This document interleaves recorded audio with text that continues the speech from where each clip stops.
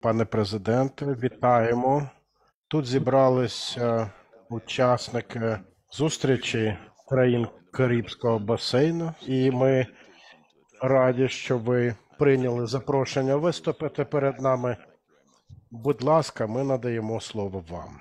Dear Prime Minister Davis, dear colleagues, each and everyone in the Caribbean community who loves peace and enjoys living in line with the law. And I'm honored to address your community of states for the first time. And it is a special mission to thank you for your support of Ukraine and the international order.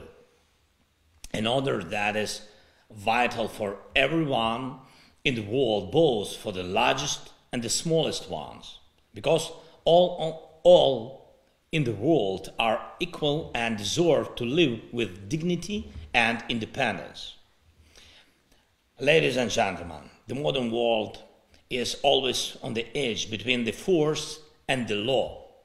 The force, like in the old days of inhuman invaders, and the law to maintain freedom and security for everyone.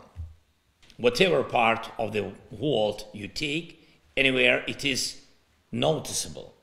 This confrontation, this bring that defines destinies of nations.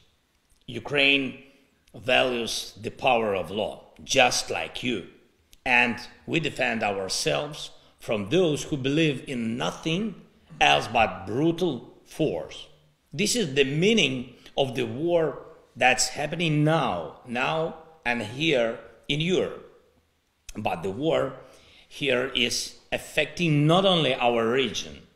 All in all, this is a war in which the world will cross that line between the force and the law. Ukraine is fighting to make the law to prevail, the UN Charter to prevail, the international conventions and treaties to be effective, so that everyone in the world has guarantees that no crime of aggression will be committed against him. Ladies and gentlemen, as of this day, about 18% of Ukraine's territory is occupied by Russia. 109,045 square kilometers. Is normal life possible there on that part of our land? No, it is not. Human life is worthless there. This is what Russia has brought to our land with its occupation. Russia's domination means no human rights, but the rule of militarized gangs. When Russia comes, it means that repressions and murder come. If the Russian flag appears, it means that torture chambers and total looting will appear.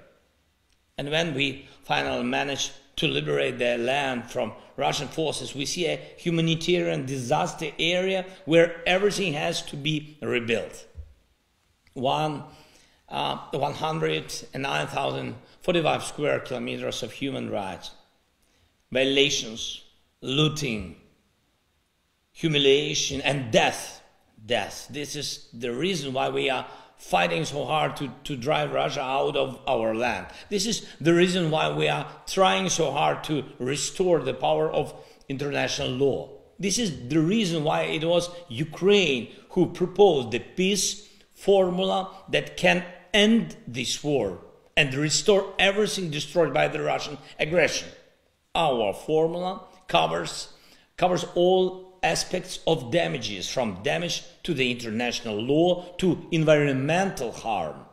Russia is not just burning, down cities, killing people and stealing property. Russia is destroying the environment. Russia is selling chemical plants. Its aggression brings about destruction and flooding of coal mines. Mines and hostilities in the Black Sea resulted in deaths of tens of thousands of living creatures.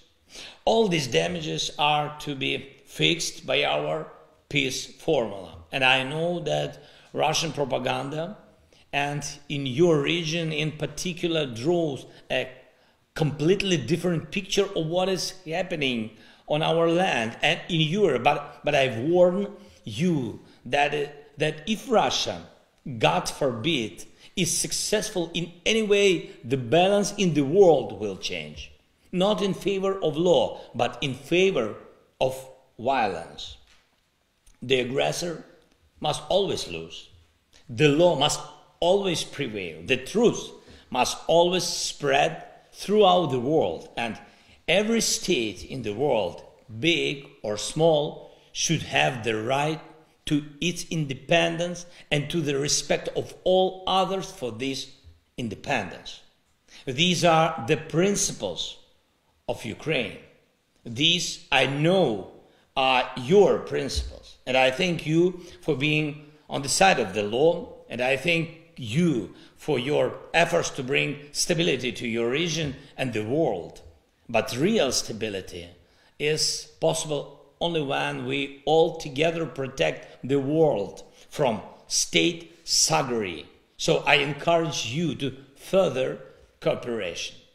Next week, we will present at the UN General Assembly a resolution on a comprehensive, just and sustainable peace in Ukraine, and hence the restoration of the full force of the international rules-based order. Your votes matter. I have presented the peace formula, and your leadership can help to implement it. And of course, I invite you all to visit Ukraine. Peace is a value that must be carried forth together. Thank you for your attention, and I wish you a lasting peace. Slava Ukraini!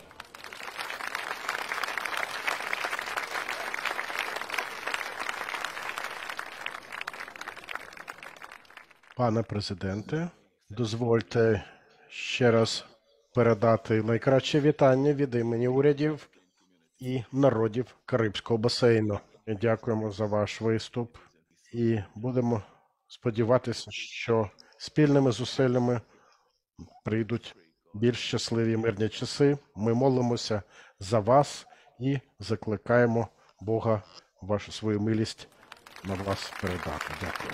Thank you so much, Prime Minister. Thank you. Wish you peace. All the best.